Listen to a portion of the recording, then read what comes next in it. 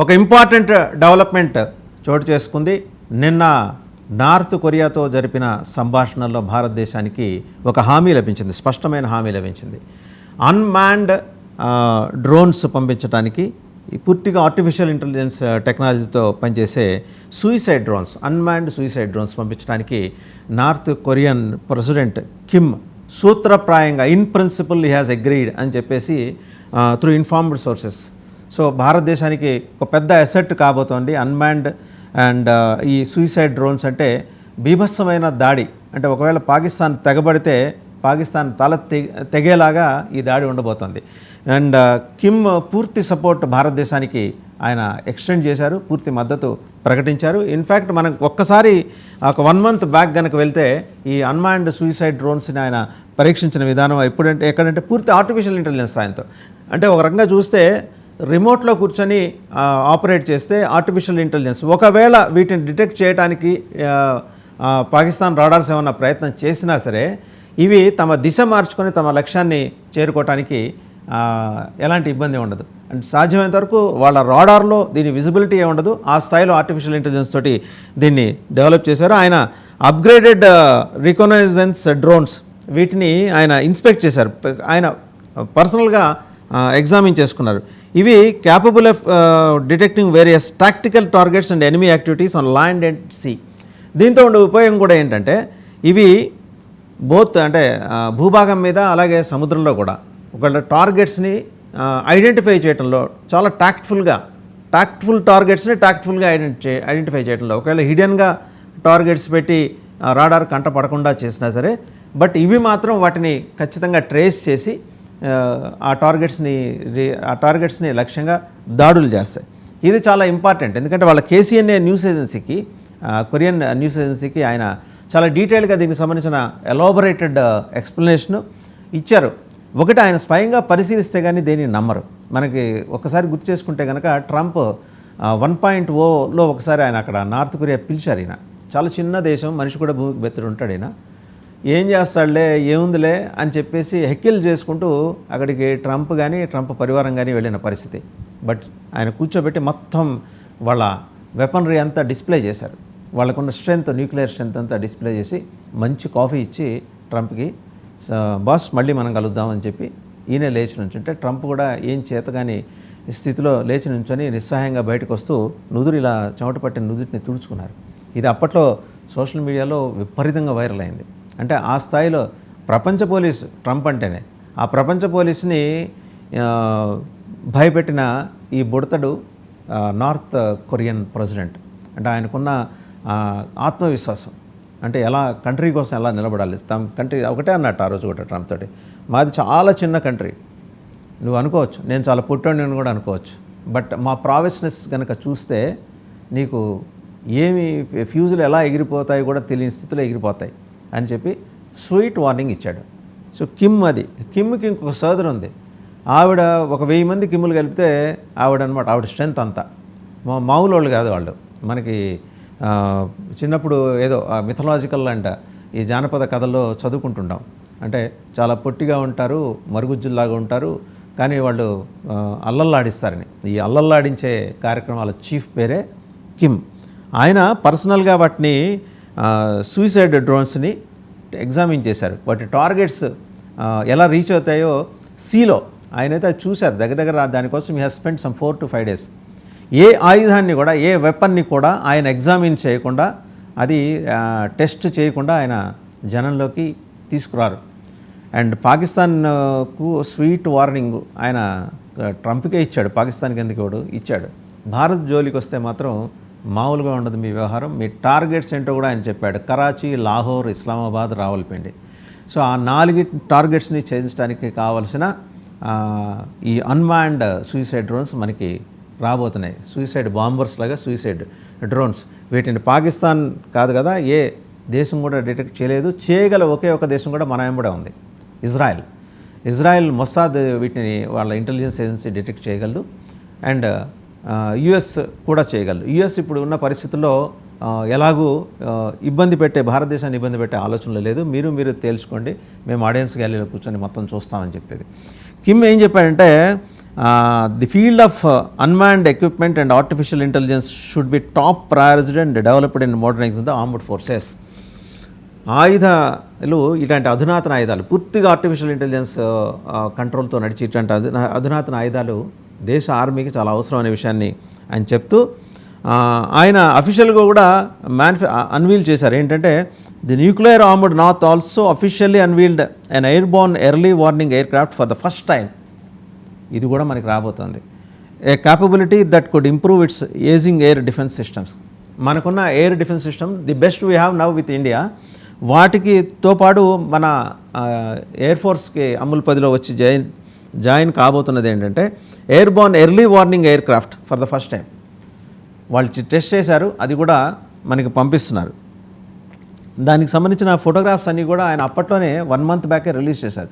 ఇప్పుడు అవన్నీ కూడా భారతదేశానికి చేరబోతున్నాయి. పాకిస్తాన్ వెన్నులో వణుకు, అంటే వెన్నంటూ ఉంటే ఆ వెన్నులో వణుకు పుట్టించే కార్యక్రమం ఇక్కడ జరగబోతోంది. ఆయన మీడియాకు కూడా చూపించారు. Large aircraft with 4 engines, అంటే 4 ఇంజన్లు ఉన్న ఒక aircraft and radar dome mounted on the fuselage. Radar dome కూడా మౌంట్ అయి ఉన్నది. And viewing the aircraft on a low fly by, అంటే అది దాని లక్ష్యాలు ఎప్పటికప్పుడు ఐడెంటిఫై చేసుకుంటూ ఒకవేళ మధ్యలో అన్ఐడెంటిఫైడ్ టార్గెట్స్ వస్తే దాని గ్రావిటీ ఏంటి, దాని డెన్సిటీ ఏంటి, అలాగే దాని లక్ష్యం ఏంటి, ఇదే రీడ్ చేస్తుంది, ఆ ఎయిర్ క్రాఫ్ట్ రీడ్ చేస్తుంది. సో దీనికి స్పెసిఫిక్ కాజ్ తోటి దీన్ని పంపిస్తున్నారు. స్పెసిఫిక్ టార్గెట్స్ ఉన్నాయి. వెంబడే తన రూట్ అది తనంతట తానుగా చేంజ్ చేసి ఆ టార్గెట్స్ని అది రీచ్ అయ్యే లోపలే ఇప్పటివరకు మన మన S-400 ఉంది, సుదర్శన్ 400.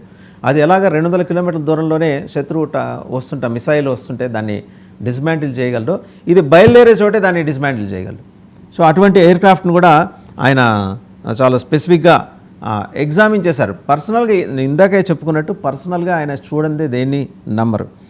కమర్షియల్ శాటిలైట్ ఇమేజరీ చూశారు. అంటే ఆయన చూస్తూ North Korea was converting the Russian made 11-76 cargo aircraft for an early warning role. ఆయన నార్త్ కొరియా ఏం చేస్తుంది అనేది చూస్తే రష్యాలో తయారీ అయిన 11-76 కార్గో ఎయిర్ క్రాఫ్ట్, ఇది చాలా ఇంపార్టెంట్ ఎయిర్ క్రాఫ్ట్. దాన్ని ఎర్లీ వార్నింగ్ రోల్లోకి, అంటే ముందస్తుగానే హెచ్చరిక పంపే రోల్లోకి దాన్ని కమిషన్ చేయబోతున్నారు. దానికి కొన్ని అధునాతన టెక్నాలజీ, ఆర్టిఫిషియల్ ఇంటెలిజెన్స్ సాయంతో అధునాతన టెక్నాలజీ జోడించి దాని పేరు మార్చి ముందస్తు హెచ్చరిక ఇచ్చే వ్యవస్థలోకి దాన్ని చొప్పించబోతున్నారు. Such an aircraft would help augment the North Korea's existing land based radar systems. వాళ్ళకి ఆల్రెడీ ల్యాండ్ బేస్డ్ రాడార్ సిస్టమ్స్కి ఇది ఉపయోగపడుతున్న వాటికి ఇన్ఫ్యాక్ట్ అంటే ఇప్పుడున్న ఎగ్జిస్టింగ్ రాడార్ సిస్టమ్స్లో కిమ్ తర్వాత మీడియాతో షేర్ చేసుకున్న అంశాలు ఏంటంటే sometimes they are limited by the peninsula's mountainous terrain. ఈ పర్వత శ్రేణులు, కొండలు, గుట్టలు, వీటి వల్ల ఏంటంటే ఒకసారి రాడార్ సిస్టమ్ని రాడార్ సిస్టమ్ వాటిని ఐడెంటిఫై చేయడానికి, టార్గెట్స్ని మన మీదకి, అదే శత్రువు మన మీదకి పంపించే టార్గెట్స్ని ఐడెంటిఫై చేయడానికి ఇదివరకు కష్టతరంగా ఉండేది. బట్ దీన్ని మోడరైజ్ చేసిన తర్వాత, రష్యన్ వెపన్ని మోడరైజ్ చేసిన తర్వాత ఈ 11-76 కార్గో ఎయిర్ క్రాఫ్ట్ దీన్ని మోడర్నైజ్ చేసి ఆధునికీకరించిన తర్వాత వాళ్ళ కిమ్కి ఎలాంటి ఇబ్బంది లేదు. పర్వత శ్రేణులు, కొండలు, అరణ్యాలు అడ్డొచ్చినా సరే, పెద్ద పెద్ద అరణ్యాలు, థిక్ డెన్సిటీ ఉన్న ఫారెస్ట్లో సిగ్నల్స్ ఎగిరిపోతుంటాయి, అయినా కూడా దాన్ని కూడా ఛేదించుకుంటూ ఇది ముందుకెళ్ళగలరు. The ability of an AEW aircraft to look down mitigates some of the challenges of the terrain and ground clutter return to track low flying aircraft and cruise missiles. జనరల్గా ఏంటంటే ఈ AEW air క్రాఫ్ట్స్కి కొన్ని limitations ఉన్నాయి. ఇప్పుడు Russian made air క్రాఫ్ట్ని ఆధునికీకరించిన తర్వాత ఇటువంటి ఇబ్బందులు కూడా అవి తొలగిపోతుంది. అయితే ఆయన అంటే ఏంటంటే ఒక్క AEW ఎయిర్ క్రాఫ్టే కాదు, North Korea would risk cannibalising the rest of its cargo fleet to build more according to ఆ KNSC రిపోర్ట్. అదొక్కటే కాదు, ఇంకా వాళ్ళ బేస్ని విస్తరించుకుంటున్నారు. వాళ్ళు ఎలాంటి బేస్ అనేది కూడా ఆ ఎయిర్ బేస్, అంటే ఎయిర్ డిఫెన్స్ సిస్టమ్ని బాగా స్ట్రెంథన్ చేసుకుంటున్నారు. ఆ స్ట్రెంథన్ చేసుకుంటాం కంప్లీట్ అయిన తర్వాతే ఆయన పర్సనల్గా ఎగ్జామిన్ చేసి, కిమ్ పర్సనల్గా ఎగ్జామిన్ చేసి వీటన్నిటిని మీడియా ముందు పెట్టారు. కిమ్ దగ్గర ఉన్న ధైర్యం అదే. మమ్మల్ని ఎవడు ఏం పీకలేడు, ప్రత్యేకించి ట్రంప్ అనే ప్రపంచ పోలీస్ మమ్మల్ని ఏం చేయలేడు. మేము ఇవాళ అనవసరంగా అనవసరంగా ఉగ్రవాదం బారిన పడుతున్న దేశాలకి మేము బాసటగా నిలుస్తున్నాం, మేము సపోర్ట్ చేస్తాం. And thank God Israel is with us, France is with us, USA with us. And ఇప్పుడు కిమ్ వాళ్ళందరూ ఒక ఎత్తు అయితే కిమ్ ఒక్కడు ఒక ఎత్తు. మహాభారతంలో ఆయన అడుగుతాడు కదా శ్రీకృష్ణుడు, ముందర దుర్యోధనుడు కనిపిస్తే నేను ఒక్కడిని కావాలా, నీకు 1,00,000 అక్షౌహిణీల సైన్యం కావాలంటే వాడు తక్కువగా వాడు కాబట్టి 1,00,000 అక్షౌహిణీల సైన్యం అడిగాడు. ఇక్కడ అదే పరిస్థితి ఇక్కడ మనం రెప్లికేట్ చేసి చూస్తే కిమ్ని అడుగుతారు ఎవరైనా, మాకు సాయం రా బాబు అని. మిగిలిన ప్రపంచ దేశాలని అవసరంలా, వాస్తవంగా అమెరికా అవసరంలా, ఇంకోటి ఫ్రాన్స్, రష్యా ఎవరు కూడా, కిమ్ ఒక్కడు చాలు. అతను వస్తేనే అతనే ఒక ఆయుధం, నడిచే ఆయుధం. సో ఇవాళ ఆయన he has extended his support. South Korea's military దీని మీద ఏం చెప్పిందంటే, operational capability is not at clear but it appearance indicated its large and heavy and probably susceptible to interception. చాలా ఇంపార్టెంట్ పాయింట్. ఇంటర్సెప్ట్ చేయడానికి, లక్ష్యాలని ఛేదించడానికి, లక్ష్యాలు ఒకవేళ హిడెన్గా ఉండి బయటకు కనపడటానికి వీలు లేకుండా అవతల శత్రు దేశాల వ్యవస్థలను తయారు చేసుకున్నా సరే ఆ హిడెన్ లేయర్ని ఇలా చించేసి మరీ వాటిని ఇంటర్సెప్ట్ చేయడానికి ఈ అధునాతన ఎయిర్క్రాఫ్ట్ ఉపయోగపడుతుంది అనేది ఇవాళ టెస్ట్లో తేలింది. And Russia may have had something to do the internal system and parts. Joint chiefs వాళ్ళప్పుడు joint chiefs of staff spokesperson Lee Sungjun ఆయన బ్రీఫింగ్లో చెప్పాడు. పాసిబుల్ రష్యన్ అసిస్టెన్స్ గురించి అడిగినప్పుడు ఆ విషయం చెప్పారు. రష్యా ఏం చేస్తుంటే నార్త్ కొరియాకి anti air missiles and unspecified air defence ఎక్విప్మెంట్ని ప్రొవైడ్ చేసింది in return for Pyongyang's deployment of troops to help with the Ukraine వార్తో సహకరించినందుకు గాను రష్యా నార్త్ కొరియాకి ఇచ్చినవి ఏంటంటే చాలా స్పెసిఫిక్గా anti air missiles and unspecified air defence equipment. అది బయటికి కొన్ని సాంకేతిక కారణాలు ఇచ్చా అండ్ కొన్ని దౌత్యపరమైన కారణాలు ఇచ్చా, అన్ని టెక్నికల్ డీటెయిల్స్ బయటికి షేర్ చేయడానికి సాధ్యపడదు. బట్ అలాంటివన్నీ కూడా యాంటీ ఎయిర్ మిసైల్స్తో సహా ఇవన్నీ కొరియాకి రష్యా ఇచ్చింది, ఎందుకంటే ఉక్రెయిన్ వార్లో సపోర్ట్ చేసినందుకు. South Korea's national security adviser Shin Wonsik దీన్ని ధృవీకరించాడు కూడా ఈ విషయాన్ని నవంబర్లోనే. కిమ్ ఇంకా ఏంటంటే ఆయన సపరేట్గా ఇన్స్పెక్ట్ చేశారు newly developed equipment for reconnaissance and intelligence gathering, electronic jamming and attack systems. మొత్తం 4 సిస్టమ్స్ అండి ఇక్కడ. Reconnaissance, intelligence gathering, electronic jamming and attack systems. దాడి చేసే వ్యవస్థలు, అలాగే ఎలక్ట్రానిక్ వ్యవస్థల ద్వారా జామ్ చేసే సిస్టమ్స్, ఇంటెలిజెన్స్ గ్యాదరింగ్, వీటన్నిటికీ కూడా ఒకటే ప్లాట్ఫామ్ నుంచి అడ్రస్ చేయడానికి కావాల్సిన ఎక్విప్మెంట్ కిమ్ దగ్గర ఉంది. That is going to provide us. ఒకవేళ ఈ యుద్ధం దీర్ఘకాలం కొనసాగే పని అయితే మాత్రం ఖచ్చితంగా కిమ్ సపోర్ట్ చేసేది బాగా ఉపయోగపడుతుంది భారతదేశానికి. అండ్ ఇంకోటి ఆయన కొన్ని ఫొటోస్ కూడా షేర్ చేశారు, అవి కూడా మనం చూడొచ్చు. Wing UAV zeroing in a tank shaped target when exploding in flames. Kim was seen walking with aides with what appeared to be an unmanned surveillance aircraft that resembles the US RQ-4 Global Hawk high altitude surveillance aircraft. US దగ్గర ఉన్న RQ-4 Global Hawk high altitude surveillance aircraft తో సమానమైన వ్యవస్థల్ని ఈరోజు Korean సైంటిస్టులు వాళ్ళు develop చేశారు. So మొత్తానికి ఏంటంటే ఇటువంటివన్నీ కూడా వాళ్ళు గ్రౌండ్ మీద టెస్ట్ చేసి కిమ్ మనకి అందించబోతున్నాడు.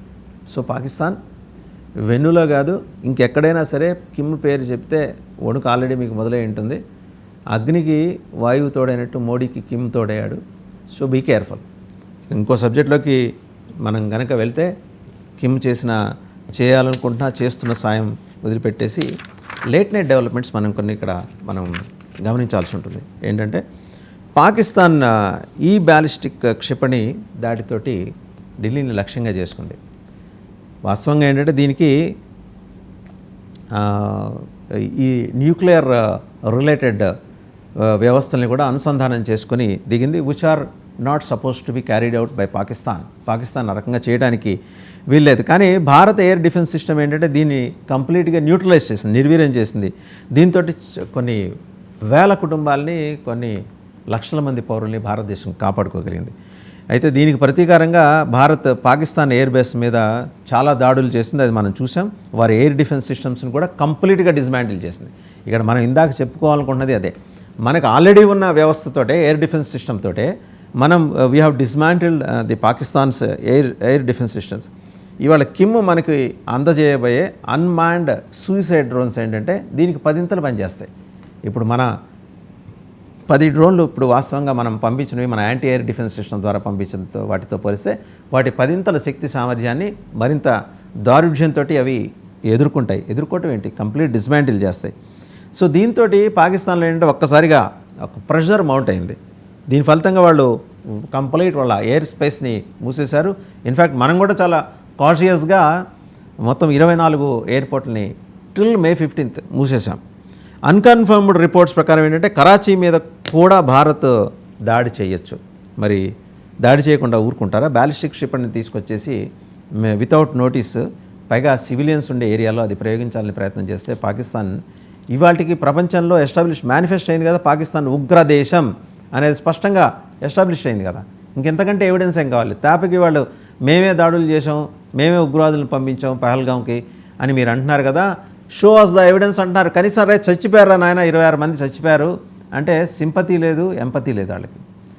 మేము చేసామంటున్నారు కదా, ప్రూఫ్ చూపించండి. ఇవాళ ఇంతకంటే పెద్ద ప్రూఫ్ ఇంకేంటి? బ్యాలిస్టిక్ క్షిపణిని దాడితోటి ఢిల్లీని లక్ష్యంగా చేసుకుంది, మన క్యాపిటల్ని, దేశ రాజధాని లక్ష్యంగా చేసుకుంది.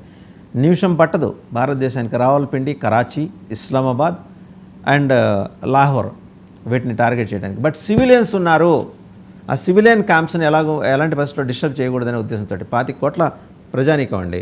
మహా అయితే ఆర్మీ అనుబంధంగా పనిచేసి ఆ వీర విధేయులు అందరినీ ఒక 2 కోట్లు తీసేస్తే, 2 కోట్లు అది కూడా ఎక్కువే, అయినా కూడా ఎక్కువ లివరేజ్ ఇచ్చి 2 కోట్లు తీస్తే 23 కోట్ల మంది సాధారణ పాకిస్తాన్ పౌరుల ప్రాణాలు తీసే హక్కు మనకు లేదు. సో ఆ విజ్ఞతతోటి, ఆ సంయమనంతో మనం జాగ్రత్తగా కేవలం టార్గెటెడ్ బేస్ని మీదే దాడి చేస్తుంటే పాకిస్తాన్ మనం సివిల్ సొసైటీస్ మీద నిన్న కూడా వింగ్ కమాండర్ వేమికా సింగ్ అలాగే లెఫ్టినెంట్ కర్నల్ సోఫియా వారు కూడా మాట్లాడారు. వారు మాట్లాడి మన సివిలియన్స్ మీద ఎలాంటి దాడులు జరుగుతున్నాయి, పాకిస్తాన్ అలా దాడులకు తెగబడుతుందని కూడా చెప్పారు. ఇప్పటివరకు ఏంటంటే పాకిస్తాన్ తమ స్క్వాడ్రన్లతోటి భారత్ మీద బాంబు దాడులు చేస్తూ వచ్చింది. దాంతోపాటు surface to air to surface క్షిపణి దాడులు చేయడానికి ప్రయత్నిస్తోందనే సూచనలు కూడా ఉన్నాయి. అంటే బ్యాలిస్టిక్ క్షిపణి అనేది చాలా దుర్మార్గమైన వ్యవహారం. దేశానికి క్యాపిటల్ తలకాయ లేకుండా చేయాలనే తల తీసేద్దామనే ఒక దుర్మార్గమైన ప్రయత్నానికి ఒడిగట్టింది. కానీ మన ఫోర్సెస్ పాకిస్తాన్ అటెంప్ట్ని ఫిటైల్ చేశాయి, కంప్లీట్గా ధ్వంసం చేసి పారేసాయి, తిప్పికొట్టాయి. ఈ ఉద్రిక్తలు కనుక ఇలాగే కొనసాగితే త్వరలోనే మనం కూడా కరాచీ మీద దాడులు చేయొచ్చు, లేదా మనం కూడా యాంటీ టెర్రరిస్ట్ ఆపరేషన్స్లో భాగంగా, ఇది కేవలం ఉగ్రవాద క్యాంపులు, ఉగ్రవాద శిబిరాలు, ఆర్మీ శిబిరాల్లోనే ఉగ్రవాదులు తలదాచుకుంటున్నారు కాబట్టి, అలాగే వాళ్ళు తలదాచుకున్న ఒక 500-600 మాస్క్స్, ఒక 1250 మదరసాలు, వీటి టార్గెట్గా అయితే ఖచ్చితంగా అక్కడ దాడి జరిగే అవకాశం స్పష్టంగా కనిపిస్తోంది. అండ్ రెండోది, ఈ ఉద్రిక్తలు ఇలాగే కొనసాగితే మనం ఇప్పటివరకు అనుకుంటున్నాం అంటే మార్నింగ్ వరకు కరాచీయే టార్గెట్ అని. కరాచీ కాదు, మొత్తం 4 ప్రధాన నగరాలు. ఆల్రెడీ క్వెట్టా జోలికి మాత్రం భారత సైన్యం వెళ్ళింది, ఎందుకంటే Quetta has already been taken over by Balochi liberation army. అంటే బలూచిస్తాన్ క్యాపిటల్ అది, ఆ ప్రావిన్స్ క్యాపిటల్, దాన్ని వాళ్ళు స్వాధీనం చేసుకున్నారు. గడిచిన వారం రోజుల్లో కనుక మనం చూస్తే 12 మంది వీళ్ళు జరిపిన క్లెమోర్ మైన్ దాడిలో 12 మంది ఆర్మీ జవాన్లు మృతి చెందారు. అంతకుముందు జాఫర్ ఎక్స్ప్రెస్ హైజాక్ తర్వాత 17 మంది అని వీళ్ళే చంపేశారు.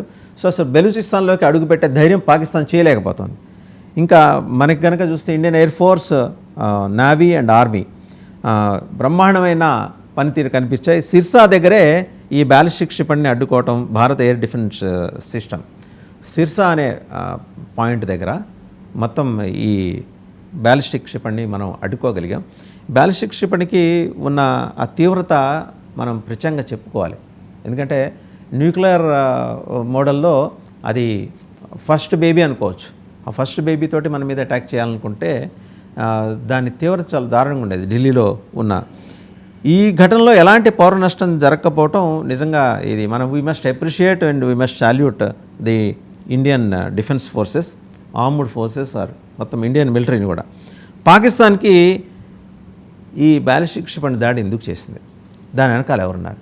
క్లియర్. చైనా దన్నుంది కాబట్టి పాకిస్తాన్ చేయగలిగింది. చైనా సపోర్ట్ చేసింది, చైనా ఇచ్చింది కాబట్టి పాకిస్తాన్ చేయగలిగింది. చైనా నిన్న సాయంత్రం ఆయన జీపింగ్ ఏం మాట్లాడతాడంటే శాంతి మంత్రం, దురదృష్టకరం దాడులు జరగటం, సంయమనం పాటించాలి. నువ్వు పాటించిన సమయం ఏంటో మేము 1962 నుంచి చూస్తున్నాం. దొంగ దెబ్బలు అండ్ నీ దేశంలో ఏం జరుగుతుందో ఐరన్ కర్టన్స్ కనుక ఎవరికి తెలియదు. నీకున్న ఇన్ఫ్లేషను, నీకున్న అప్పులు, ఇవన్నీ మాట్లాడుకుంటూ వస్తే నువ్వు పాకిస్తాన్ కన్నా తక్కువేం కాదు. సో చైనా బీవేర్ అనే విషయంలో మాత్రం చాలా స్పష్టంగా చెప్పుకుంటూ వచ్చారు. పాకిస్తాన్ బొఖాలాహట కనుక చూస్తే ఒకసారి ఏ ప్రాంతాన్ని, ఏ సైనిక స్థావరాన్ని లక్ష్యంగా చేశారనేది మనం నిర్దిష్టంగా తెలియలేదు. వాడు ఆర్మీ చీఫ్ జనరల్ మునీర్ ఉన్నాడో లేదో తెలియదు. ఒకవేళ ఆ పేరుతోనే ప్రకటనలు వస్తాయి. వాళ్ళంటే ఏంటంటే మా దాడుల్ని మీరు తట్టుకోలేరు. బట్ ఒకటి మాత్రం నిజం, వాళ్ళు బ్యాలిస్టిక్ క్షిపణిని పంపించినప్పుడు స్పెసిఫిక్గా ఏ ప్రాంతాన్ని టార్గెట్ చేశారనేది మాత్రం నిర్దిష్టంగా మన భారత ఎయిర్ డిఫెన్స్ సిస్టమ్ దాన్ని ఐడెంటిఫై చేయలేకపోయింది. బట్ వేరాస్ కిమ్ పంపించే ఈ అధునాతన వ్యవస్థతోటి మనం దాన్ని బ్రేక్ చేయగలం. చాలా స్పష్టంగా దాని మీద ఆ నమ్మకం ఉంది. ఈ ఘటనకి ప్రతీకారంగా ఆల్రెడీ భారతదేశం పాకిస్తాన్ మూడు ఎయిర్ బేస్ల మీద దాడులు చేసింది. ఆ దాడుల్లో దాని ఫలితంగానే వాళ్ళ ఎయిర్ స్పేస్ని మూసేసుకోవాల్సిన పరిస్థితి. ఇంకా దీని మీద అంటే ఈ ఉద్రిక్తతల నేపథ్యంలో బ్యాలిస్టిక్ క్షిపణిని మళ్ళీ పాకిస్తాన్ ప్రయోగిస్తుందా? ఎందుకంటే కొంచెం అటామిక్ టచ్ ఉన్న ఆ మిస్సైల్ కనుక వస్తే దాన్ని మనం ఎలా ఛేదించాలి? చాలా అర్జెంట్ రిక్వైర్మెంట్ ఉంది ఈరోజు మనకి. ఏది? ఈ అన్మాన్డ్ సూసైడ్ డ్రోన్స్. అది చేరుకునే లోపలే మన ఎయిర్ డిఫెన్స్ సిస్టమ్ దాన్ని నిర్వీర్యం చేసింది. బట్ ఆఫ్టర్ సర్టన్ పాయింట్, అంటే అంత వేగంగా వచ్చే ఆ మిసైల్ని ఆఫ్టర్ సర్టన్ పాయింట్ ఛేదించడానికి మన దగ్గర ఉన్న ఎయిర్ డిఫెన్స్ సిస్టమ్కి ఉన్న సమర్థత ఏంటనే దాని మీద ఇంకా we need to know several things. అందుకనే దాని టెక్నాలజీ అప్గ్రేడ్మెంట్లో భాగంగా కిమ్ పంపిస్తున్న ఇవన్నీ కూడా క్షిపణులు కావచ్చు, లేకపోతే జెట్ ఫైటర్స్ కావచ్చు, అండ్ స్పెసిఫిక్గా అన్మాన్డ్ సూసైడ్ డ్రోన్స్. అవి శత్రు దేశాలు వాటి టార్గెట్ నుంచి, వాటి ఒరిజిన్ నుంచి బయలుదేరగానే ఇమీడియట్గా ఐడెంటిఫై చేసి నేరుగా దారి మధ్యలోనే కొట్టేస్తాయి. దారి మధ్య కాదు, వాటి జర్నీ మొదలెట్టిన within no time 5 to 6 minutes లోపలే దీన్ని కొట్టేస్తాయి. ఆ రకంగా కిమ్ ఎయిర్ డిఫెన్స్, మన భారతదేశపు ఎయిర్ డిఫెన్స్ సిస్టమ్కి సపోర్ట్గా నిలబడటం, పాకిస్తాన్కి నిర్దిష్టంగా హెచ్చరికలు జారీ చేయడం కూడా మనం చూడొచ్చు. మొత్తం ఏంటంటే ఇప్పుడు మనం గమనించాల్సింది సిర్సా దగ్గర ఉన్న పరిస్థితి. అంటే పంజాబ్లో ఉంది సిర్సా. ఈ ఇంటర్సెప్షన్ని చాలా సమర్థవంతంగా నిర్వహించగలిగింది భారత వాయుసేన, Indian air defence system. Haryana, Punjab ప్రజలు సిర్సా వద్ద ఈ ఇంటర్సెప్షన్ని చూసారా లేదా, ఇది పాకిస్తాన్ ప్రచారం అనే విషయం మీద చాలా సందేహాలు ఉన్నాయి. కానీ చూసాము ఈ ఇంటర్సెప్షన్ని. వాళ్ళు పంపించారు, వాళ్ళు బ్యాలిస్టిక్ క్షిపణిని ప్రయోగించారు, పంపించారు. సిర్సా దగ్గర మనం ఎయిర్ డిఫెన్స్ సిస్టమ్స్ వాటిని కూలగొట్టాయి. మొత్తానికి ఏంటంటే వీ మస్ట్ కంగ్రాచులేట్, అప్రిషియేట్ మొత్తం ఎంటైర్ భారత రక్షణ వ్యవస్థ, నావికాదళం, వాయుదళం, అలాగే కాల్బలం అంటే ఆర్మీ, వీళ్ళందరికీ కూడా మనం we need to extend our generous wishes. వాళ్ళు మంచి విజయంతో అవతల శత్రువుని కొట్టడంలో వాళ్ళు చూపించిన తెగువకి మనం ఖచ్చితంగా వీ మస్ట్ కంగ్రాచులేట్ దెమ్, వారికి శుభాకాంక్షలు తెలియజేద్దాం.